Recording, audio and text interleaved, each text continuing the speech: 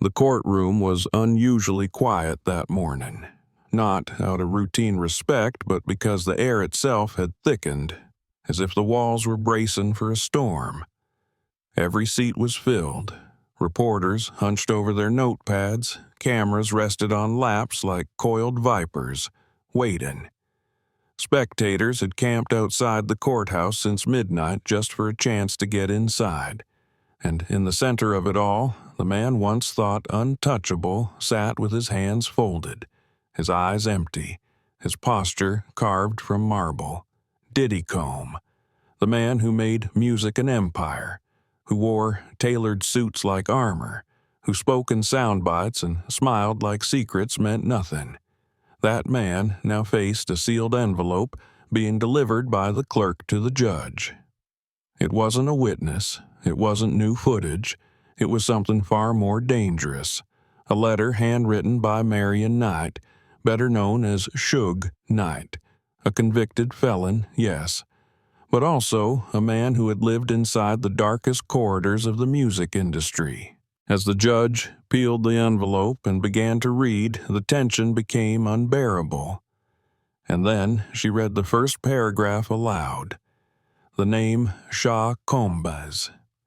The letter didn't dance around accusations, it lunged straight into them. Suge claimed that the industry was never built on talent alone, but on fear, manipulation, and what he called unholy alliances. That certain people had stayed protected for decades not because they were clean, but because they knew how to erase their footprints. And then came the sentence that froze the room entirely. If I go down, Diddy goes with me. Diddy Combs' attorneys shifted. One leaned in, whispering urgently. Diddy didn't move. He sat still, like stone, because this wasn't coming from gossip. It wasn't social media speculation.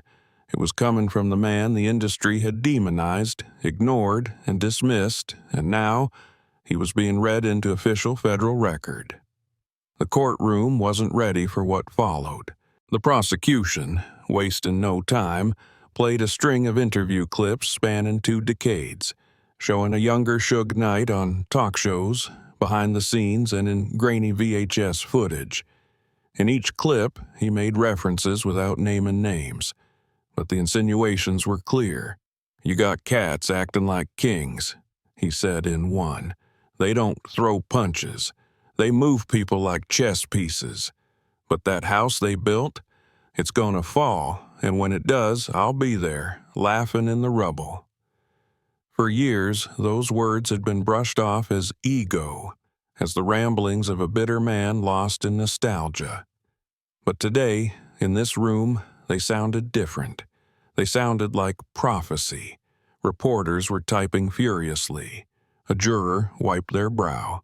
The judge remained impassive, but her grip on the papers had tightened. The prosecution then called to the stand a journalist who had interviewed Suge on multiple occasions. She testified that at the time the networks edited his warnings out, not because they were untrue, but because they were inconvenient.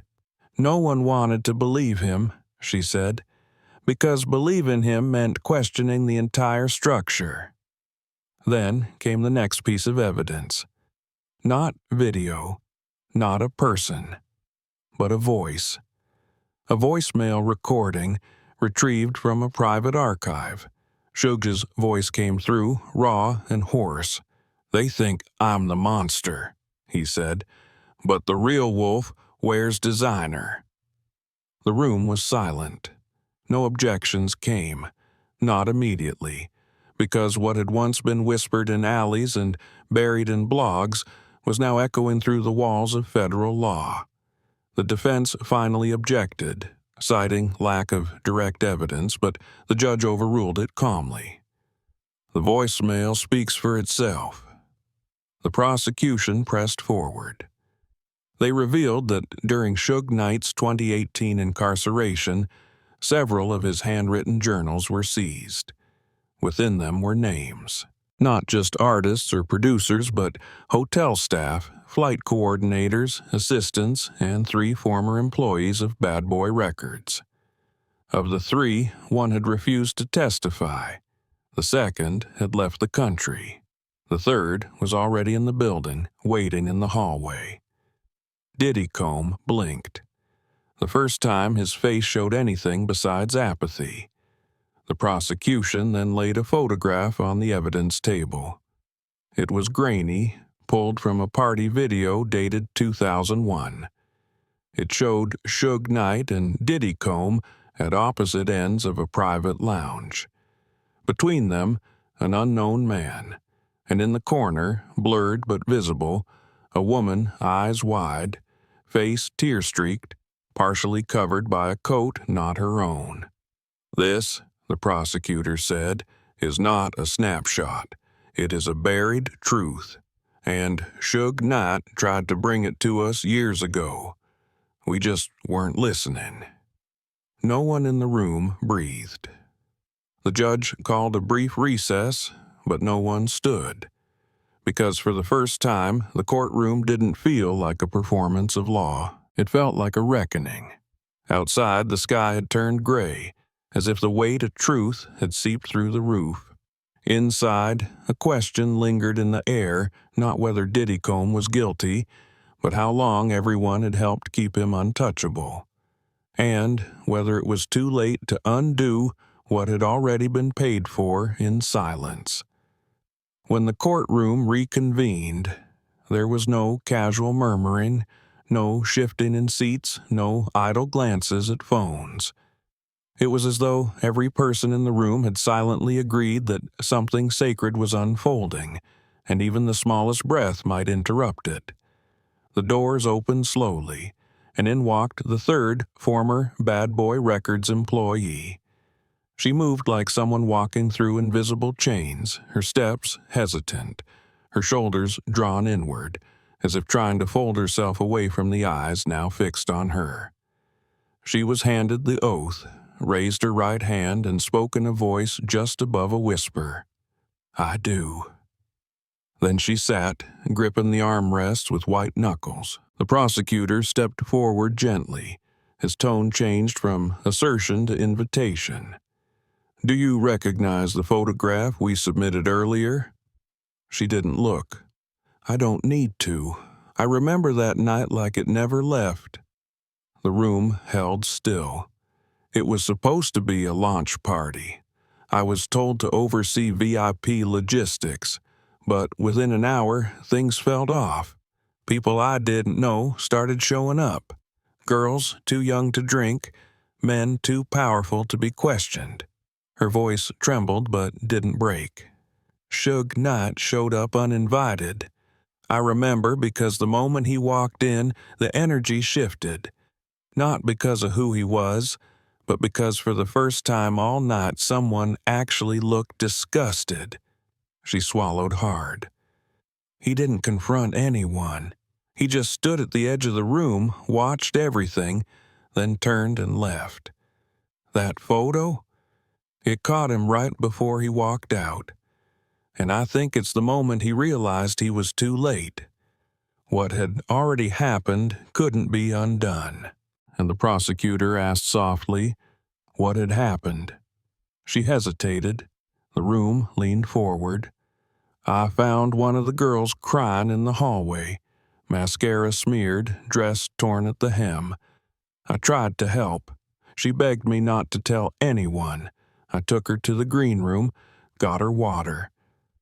That's when a man I'd never seen before, tall, black suit, earpiece, came in.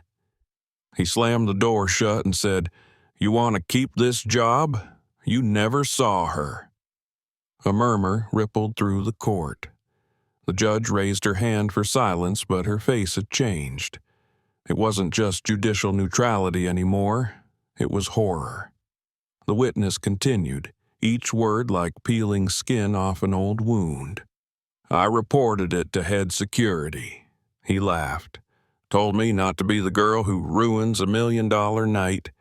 Said that if I didn't like the way the industry worked, I shouldn't have joined it. And so I stayed quiet. For years. Until now." the prosecutor asked. Why now? She looked across the courtroom to where Diddy sat, still motionless. Because I saw Suge Knight's name on the docket. And for the first time in 2 decades, I didn't feel like I was the only one who remembered.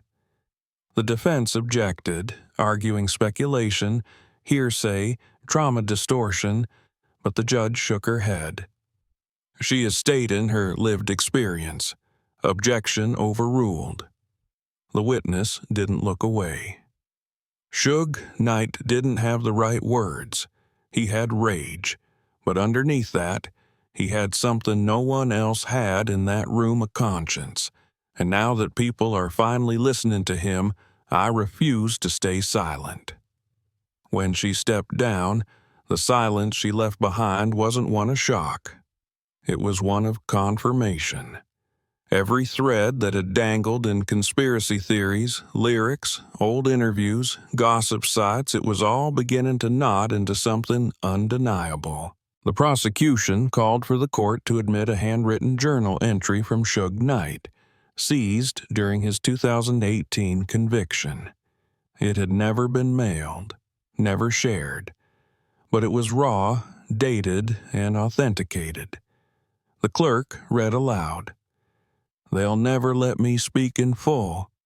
Every time I get close, the door slams. But if I'm going to rot in a cell, let the truth rot with me. I was loud, I was violent, I was reckless, but I wasn't fake. And I damn sure wasn't the only devil in the room. Some of them wore ties. The court didn't move. A few jurors shifted, eyes wide, jaws tight. The letter continued. The night Biggie died, I wasn't on that corner, but I heard who was.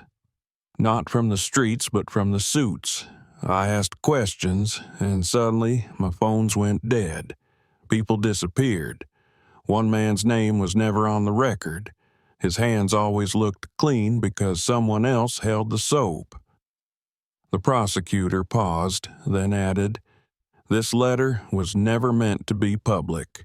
It was written in the margins of a Bible, tucked into the back, forgotten by everyone but him. Then came the final line, underlined 3 times.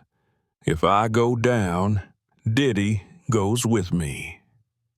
No metaphor, no double meaning, just a bullet of truth embedded in scripture. The judge leaned forward. Lips parted, but no sound came. She cleared her throat, composed herself, and instructed the jury to weigh the letter carefully, understanding it came from a convicted man, but that context could not be dismissed. Diddy Combs' legal team whispered frantically. One slid a note across the table. Another reached for their laptop. But Diddy Comb never moved. Not even his eyes. Maybe he was numb. Or maybe he was calculating, still hoping the machine he had built would spin this into another conspiracy theory. But outside, the media had already shifted tone. News anchors weren't asking, "Did Suge lie?" anymore. They were asking, "What did we ignore?" Inside the courtroom, the prosecution stood one final time and played a deposition from a retired executive who had worked for both Interscope and Bad Boy in the late 90s. The man, frail and weary, looked into the camera like someone confessing sins before death. "We all knew," he said. "Not everything, but enough. Suge warned us. He screamed, and we called him crazy. Because if he was right, then we were part of it too." He pulled out an old folder. Inside, hotel logs, car rosters, handwritten memos. What always stood out was how clean Diddy's trail was. No receipts in his name, no rooms booked directly. He traveled in shadows. That's not luck. That's design. He paused, breathing heavily. The real reason we never believed Suge wasn't because we thought he was wrong. It's because we knew he wasn't. The screen faded to black.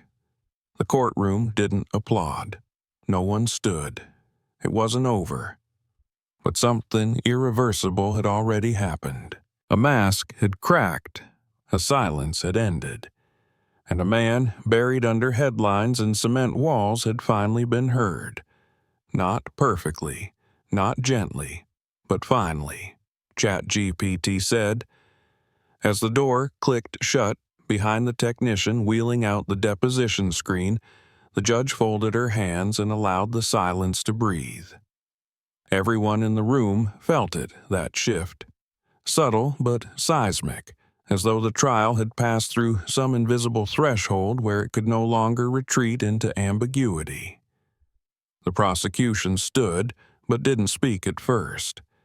He walked slowly toward the center of the room, glanced at the jury, then to Diddy, whose stare remained fixed ahead, and finally toward the back of the courtroom. Then he nodded. The next witness entered, and with her came a pressure that wrapped around every chest like a vice. She was unremarkable in appearance, perhaps intentionally so, wearing a gray cardigan, her hair pulled back into a neat bun. But there was a resolve in the way she moved, like someone who had spent years preparing for a moment that might only last minutes. She took the stand.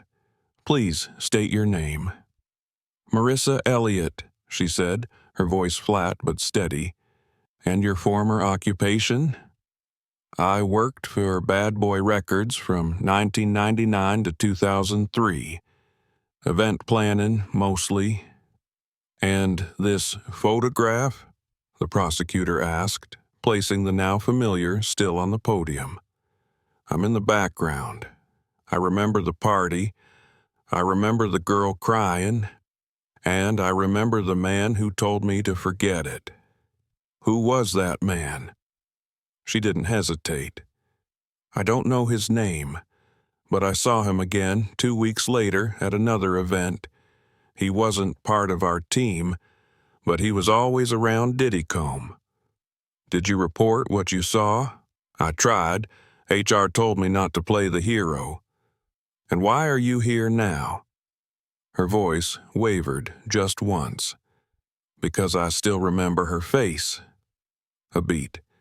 "And because I saw the news clip 2 nights ago.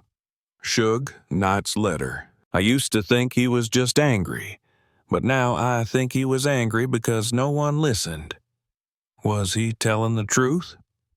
"About what he saw?" She nodded. "I believe so. Maybe not all of it. Maybe not the way we wanted to hear it. But yes, I believe him." The defense rose to object, but the judge held up a hand before they could finish. "Sit down." Her voice wasn't loud. It didn't need to be. It carried the full weight of a gavel. The courtroom remained still as the prosecution called their final live witness. Not a former employee, not a journalist, but a former security detail, a man whose name had never appeared in headlines, but who had stood outside more VIP doors than most executives ever walked through. He looked tired, grizzled, like someone who had fought too many battles no one else knew had even occurred. "I signed NDAs. I signed so many of them I could wallpaper my house," he began.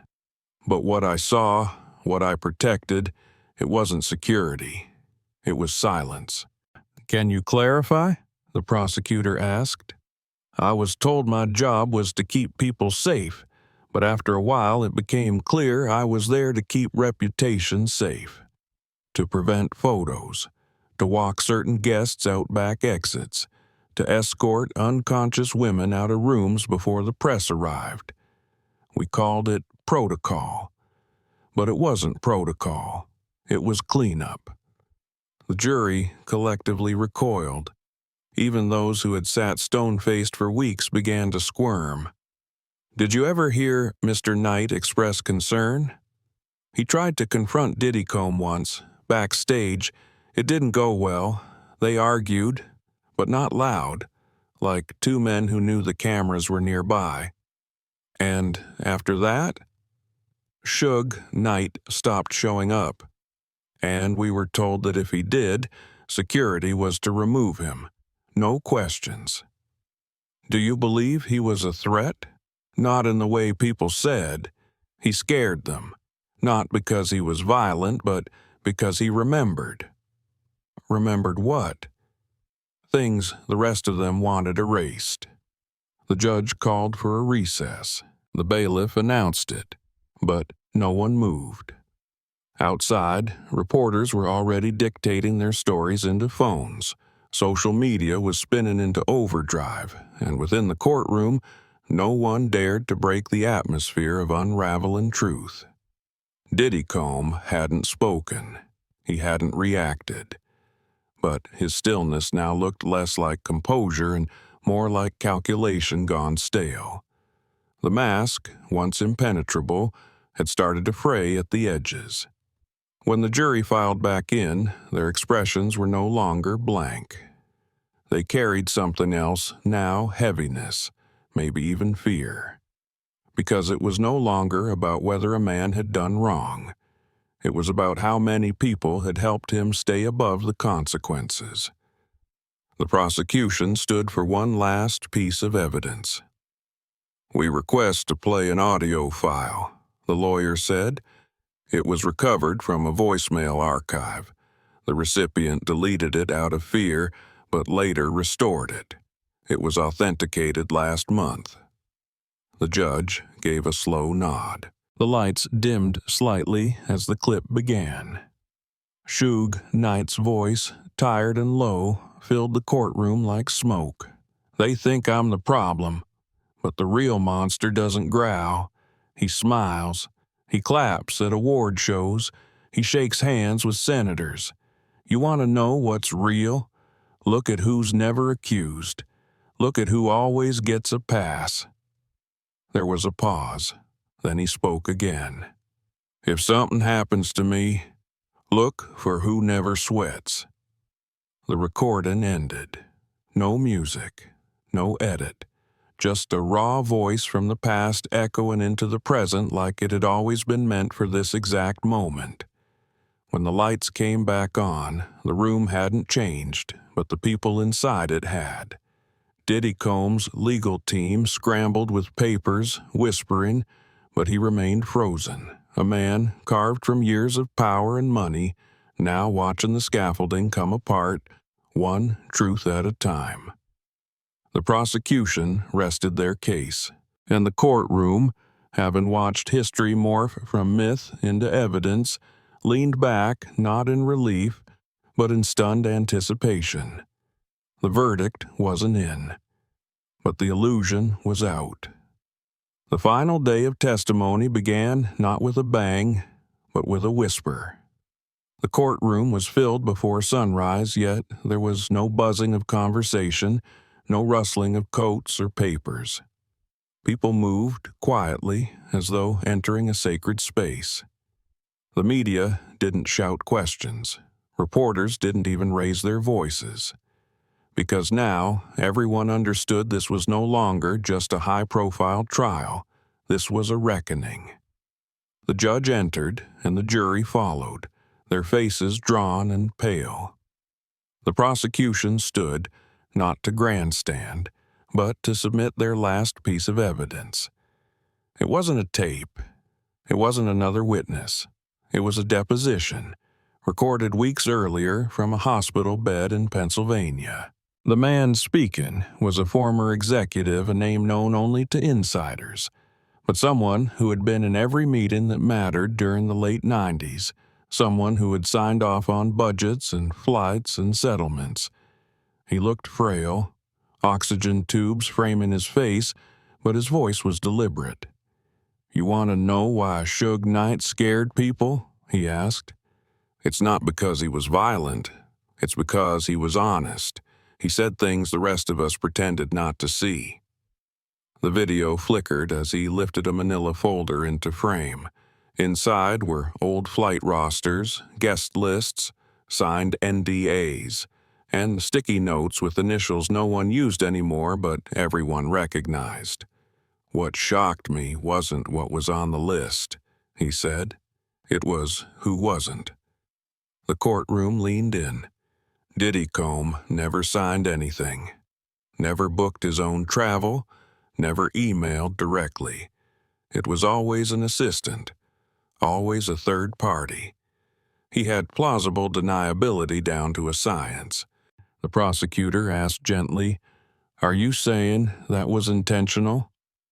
"I'm saying it was taught, built, maintained. That's not a coincidence, that's structure. And we built it with him."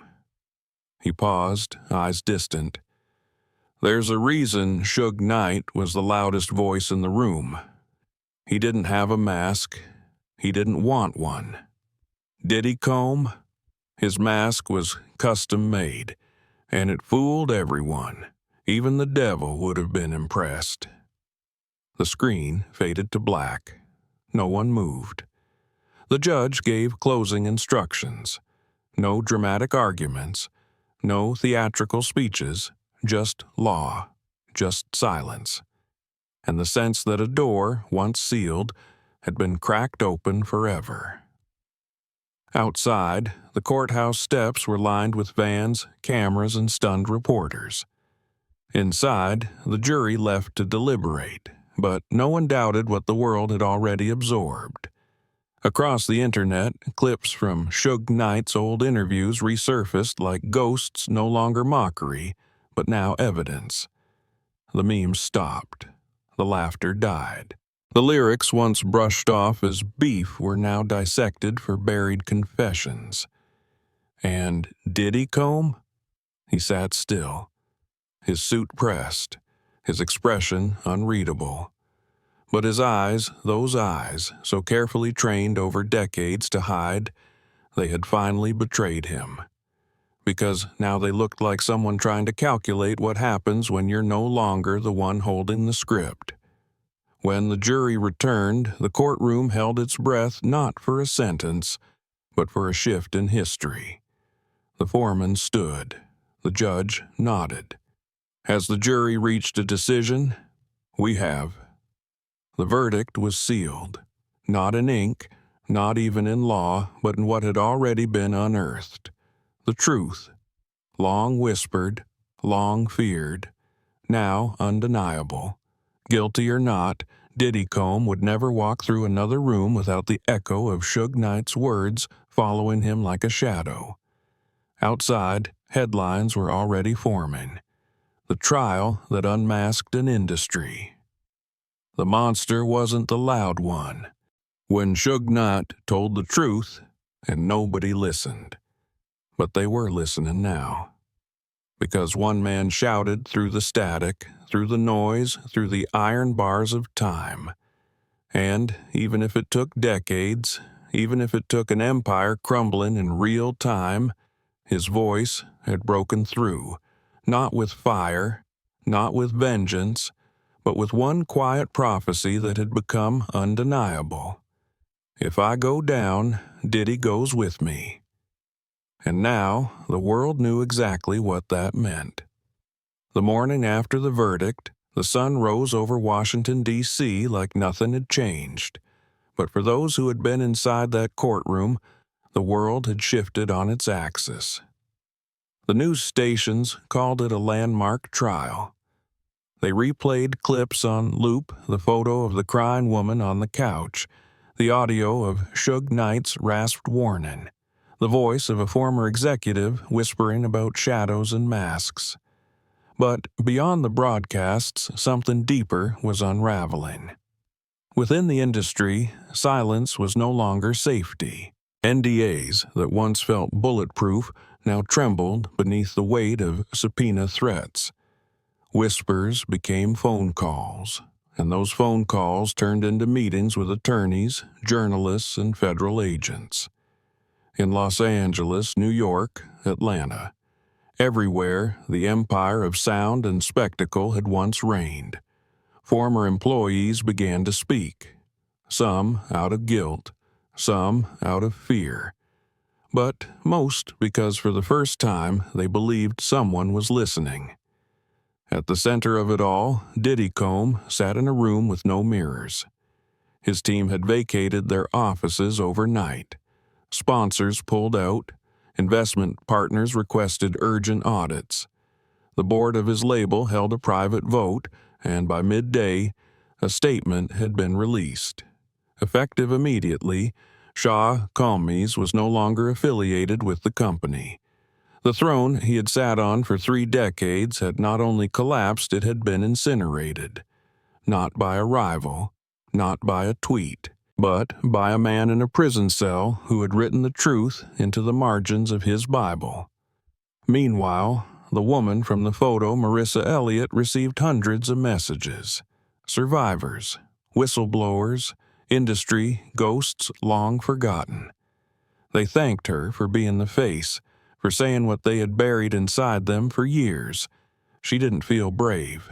She felt bruised, but she kept answering.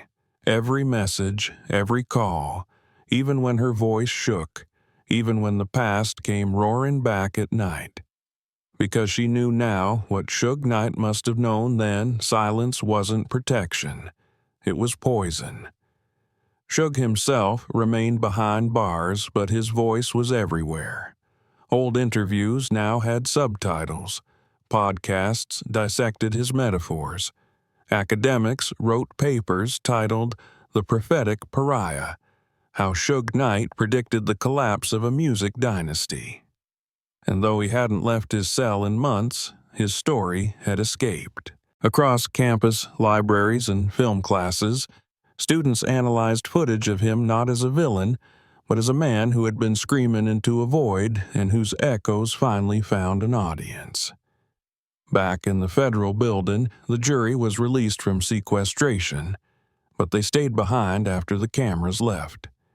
They gathered in a small circle, not speaking, until one of them finally said, "I never thought a song could hide a crime." Another replied, "I never thought power could look that friendly." And the last, "I don't think we'll ever listen to music the same way again." For the judge, the final order was simple. She signed the motion to open a new round of investigations, this time not just into Diddy Comb, but into the broader systems that protected him. Labels, PR firms, law enforcement. The industry was no longer a stage, it was now a crime scene. And, in the distance, behind locked doors in the buildings with no names, people were burning files, scrubbing servers, shredding binders marked legal. But it was too late. The moment had passed. The reckoning had already arrived. And from the ashes, a new mantra took root, not whispered in back rooms or coded into liner notes, but spoken aloud in full clarity. Truth delayed is still truth. 1 week later, an anonymous drop landed on the desk of a journalist who had sat through the entire trial. It was a flash drive. Inside, a folder labeled Remember. Videos, emails, redacted reports, a single line of text. You heard his voice. Now hear the rest. The story wasn't over. The empire had crumbled, but the architecture of silence still stood in other places, behind other names, protected by other shadows. But now the world knew better. Now the public had seen what happens when one voice refuses to stay buried. In a prison library, Suge Knight sat alone at a metal desk, flipping through a worn notebook. A guard passed behind him, paused, and muttered, "You caused a war out there." Suge didn't look up. He just smiled. "Nah, I lit a match. They're the ones who built the house out of lies." Outside that prison, the music still played. But, for the first time in decades, people were listening to the silence between the notes and wondering what and who had been hiding there all along.